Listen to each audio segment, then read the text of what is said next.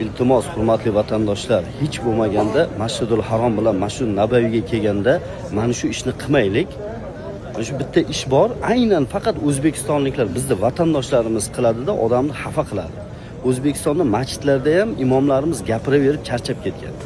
Mana shu atrofimga qarang, birorta millatdan, bironta davlatdan kelgan musulmon birodarlarimizni masjid joynamozini ustiga joynamoz to'shaganini ko'rmaysizda.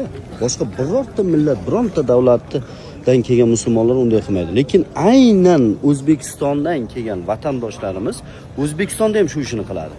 Masjidni yangi joynamozini ustiga o'zini bir necha marotaba ko'chaga to'shagan, changga to'shagan joynamozini olib kelib oladi. Bu nima deganlaring? Masjidni joynamoziga ishonmaymiz deganlaringmi? Yo ustimda kir qiladi deganimi bu?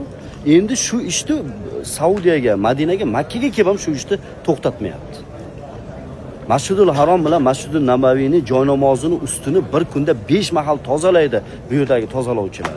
Siz uni ko'chaga, marmarga, asfaltga to'shagan, betonga to'shagan joynamozingizni olib kelib chang qilyapsiz. Imom Buxoriy hazratlarini, vatandoshimizni bir ikkita amalini odamlar maqtagan.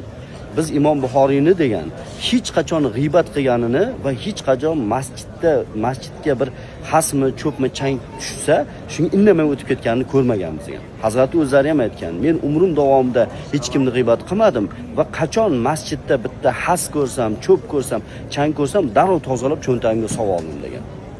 Allohning baytiga, Alloh taoloning uyiga bunaqa hurmatsizlik qilmaylik.